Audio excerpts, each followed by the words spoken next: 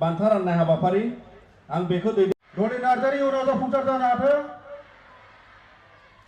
बेनि उनाव रंगिना बर' बिथांनि बान्थाखौ दुलाराय बर' फरायसाफोरनि गाहाय नेहाथारि फनेन्द्र बसुमतारी बिथांनि आखाइनिफ्राय गथायनो थाखाय खावलायबाय। रंगिना बर'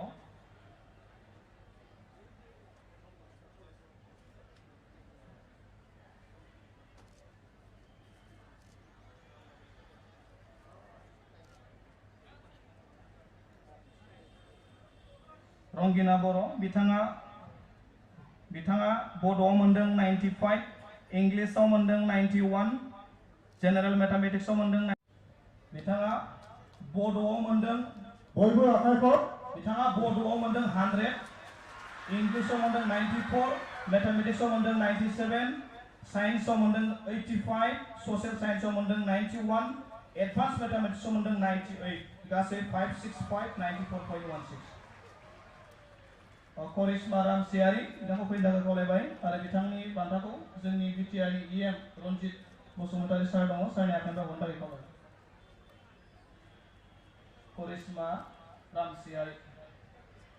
करिश्मा रामसियारि बिथाङा मोनदों दावगांबारि बर' मिडियाम हाई स्कुल बिनिफ्राय बिथांनि बान्थाखौ आजावनो थाखाय खावलायबाय। गासिखौबो आखाइ खबना खनसे बरायनो थाखाय खावलायबाय आरो फरायसाफोरनो जि मान बावनाय हाबाफारि आं बेखिनियावनो फोजोबबाय। गोजोन्थों।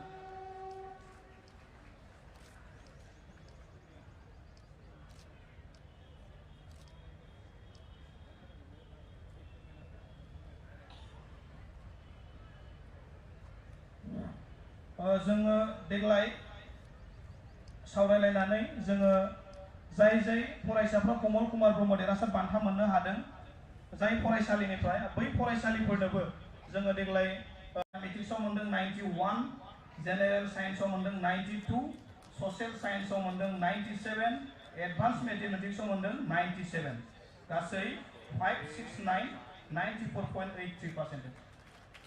ज्योति Musahari long live, Jyoti Musahari long live, long live, long live, Jyoti Musahari long live, long live, long live।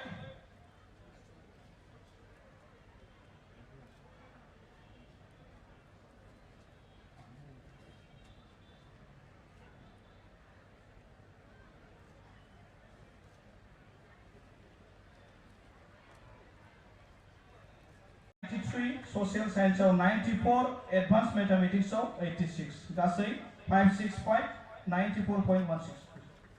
करिश्मा Ramsiyari long live, Karishma Ramsiyari long live, Karishma Ramsiyari long live.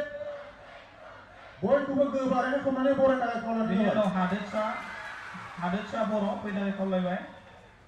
हादोरसा बर'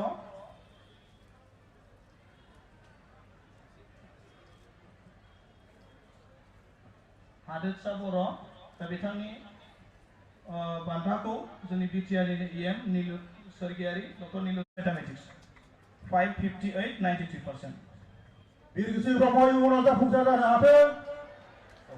बिरगोस्रि ब्रह्म इयुनाव जाफुंसार जानो हाथों। खनसे गोबारै आखाइ खबनो थाखाय खावलायो बयखौबो। स्निथि मासियाव मोननो हानाय गोरोबथा मुसाहारि बिथांनि बान्थाखौ जोंनि मेल सामलायगिरि बा दुलाराय बर' फरायसाफोरनि लेङाइ आफादगिरि खोरोमदावआरि मंगन सार बिथां दङ, बिथांनि आखाइनिफ्राय हरनाय जागोन। गोरोबथा मुसाहारिखौ फैनो थाखाय खावलायबाय। बिथाङा बड'आव मोनदों 91.66, बिथाङा सतीश बसुमतारी गोजौ फरायसालि सिमोनसापुरिनिफ्राय धेमाजि डिस्ट्रिक्ट। खोमथागोरा बसुमतारी इयुनाव जाफुंसार जानो हाथों। खोमथागोरा बसुमतारी इयुनाव जाफुंसार जानो हाथों।